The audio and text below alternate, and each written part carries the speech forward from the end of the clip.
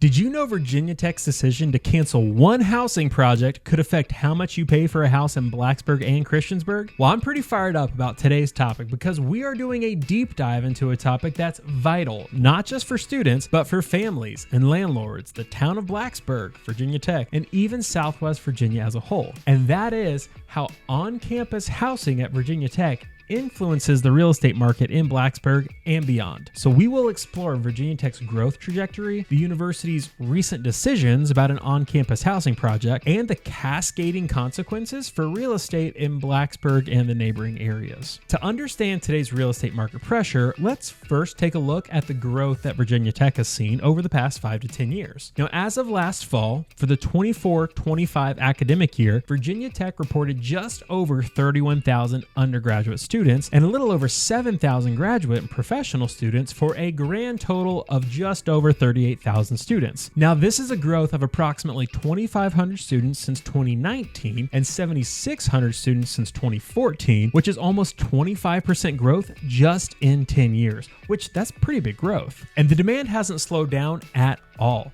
Just last year, Virginia Tech received a record over 57,000 applications for the fall 2025 admission. That's the class starting their freshman year right now. Now, that's a 10% increase from the previous year, and it marks the 5th straight year that the university has set a new high. So demand for Virginia Tech education keeps growing, and this growing student body places an intense demand on housing, both on campus and off campus. But before we talk about the housing impact, let's recap the events of the past few years. Now, Virginia Tech and the town of Blacksburg's approach to increasing on-campus and off-campus housing has been a political hot button. Now, let's talk about the Board of Visitors, which is the governing authority of Virginia Tech, and they're appointed by the governor of Virginia. Now, in November of 2022, the Board of Visitors approved the Student Life Village to be added to the university's master plan. Now, this plan would include 5,000 student beds to be built on campus over top of the currently existing 9-hole golf course on campus. Now note,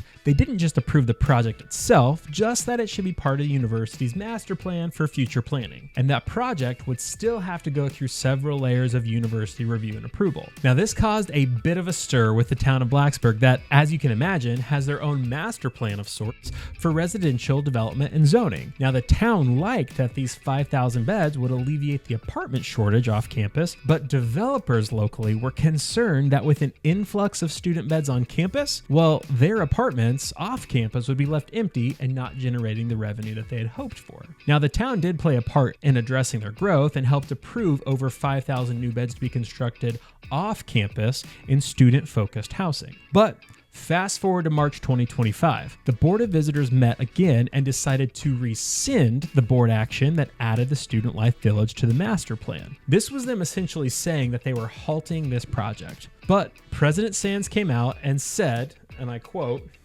"The conversation today is not about restricting housing on campus. It is about ensuring that the board and the administration have been diligent in considering and reconsidering all of the options to achieve affordable, high-quality housing that supports the academic and social success of on-campus student population. I welcome that discussion and the creative solutions that will result."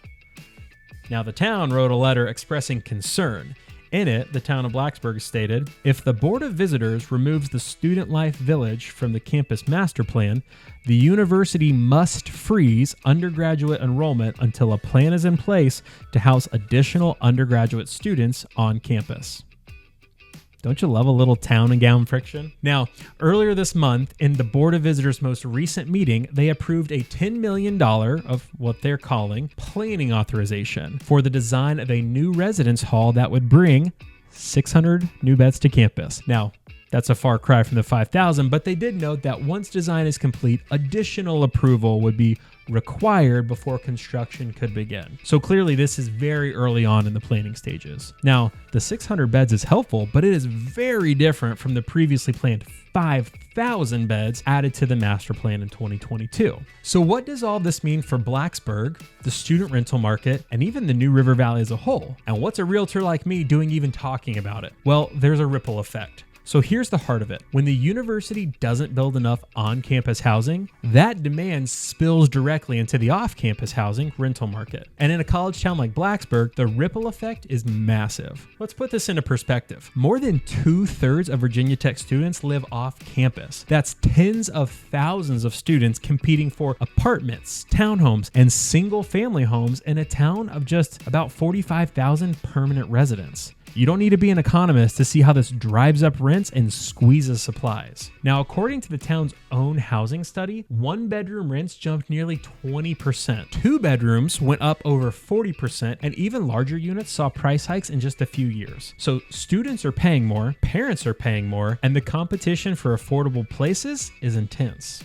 Which means we have to talk about the squeeze on families in the local community. Because here's where it matters more than just students. When students can't find purpose-built student housing, they start renting single-family homes in established neighborhoods. That means fewer options for local families, young professionals, and for anyone who wants to settle here long-term. And this isn't just a housing story, it's a community story. Longtime residents sometimes feel like their neighborhoods are turning into miniature dorms. Parking spills over into the streets, late night activity increases, and the overall character of a family neighborhood shifts. And at the same time, families who do want to buy in Blacksburg face another challenge: prices. Now, as of the time of recording this video, the median home price in Blacksburg hovers around $425,000 compared to roughly $335,000 in Christiansburg and $285,000 for the entire New River Valley. That is a huge gap, and it's fueled in part by the constant demand from student renters and investors buying properties for rental income. So the choices Virginia Tech makes about building on-campus housing or not building on-campus housing directly affects the cost of living for everyone in town,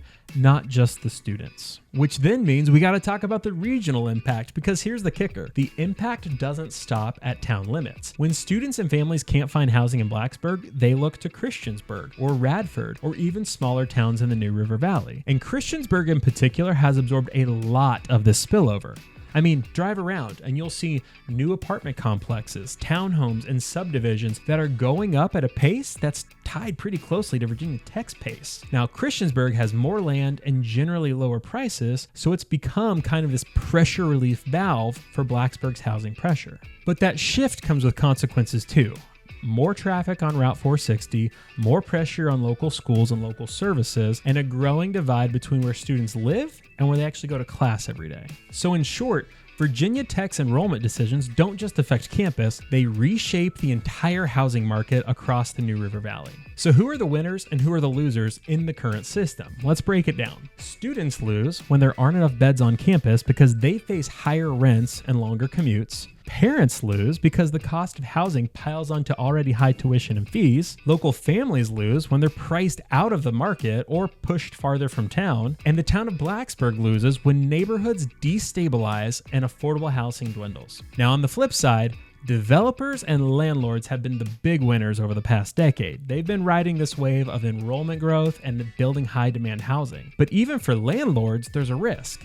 Because if Tech were to suddenly build thousands of new beds on campus, some of those high-rent apartments could sit empty. And that tension between the university, the town, and developers explains a lot of the heated debate over projects like the Student Life Village at Virginia Tech. So what does the future hold and where do we go from here? Well, Virginia Tech has made it clear. Applications keep breaking records. They don't plan to shrink enrollment. Growth is here to stay. And really, that's a great thing. When Virginia Tech succeeds, our community and our region of Southwest Virginia succeeds and thrives. But the real question is whether the university will commit to building more on-campus housing or whether they'll continue leaning on the private rental market to absorb the overflow. And if Tech moves forward with only 600 new beds instead of that 5,000, we can expect pressure in Blacksburg's rental market to continue, likely pushing rents even higher over the next few years. Families will keep competing with students, and more residents may look on to Christiansburg and beyond for affordable options. If, on the other hand, Tech revisits a large-scale project like the Student Life Village, we might see some relief.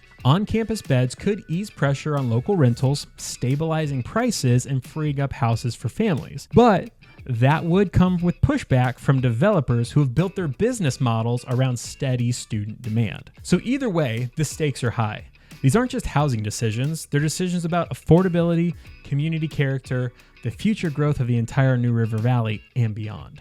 So some final thoughts. At the end of the day, the relationship between Virginia Tech and the town of Blacksburg is dynamic. Sometimes they're in sync, sometimes they're in conflict, but they are inseparable. The choices Virginia Tech makes about on-campus housing ripples into every corner of the community. From the price of an apartment lease, to whether a family can buy their first home here, to how Christiansburg grows as a town. And as a realtor here in the New River Valley, I see these impacts firsthand. Students and parents inquire about purchasing investment properties for their students during their time at Tech. Families relocating here for jobs at Tech or Radford or in the growing research and healthcare industries are shocked at the price difference between Blacksburg and the surrounding areas. And homeowners wonder what rising demand will mean for their property values just 5 years down the road. So when you hear about a decision like the cancellation of the Student Life Village or the approval of just 600 new beds, know that it's not just an internal university matter, it's a community-wide conversation with real consequences for all of us who live here, work here, and invest here. And that's why this conversation matters. Housing is more than just a roof over your head. It's about opportunity and stability and the future of our region. So if you found this breakdown helpful, please remember to like and subscribe to the channel for more hyper-local content focused on Blacksburg and the New River Valley. And if you're thinking about making a move in or around Blacksburg and the New River Valley, I would love to be the realtor that you choose to work with. My contact information is on the screen, and please reach out, introduce yourself, and let me know how I can best serve you and your real estate goals here in Blacksburg. Thanks for tuning in, and go Hokies.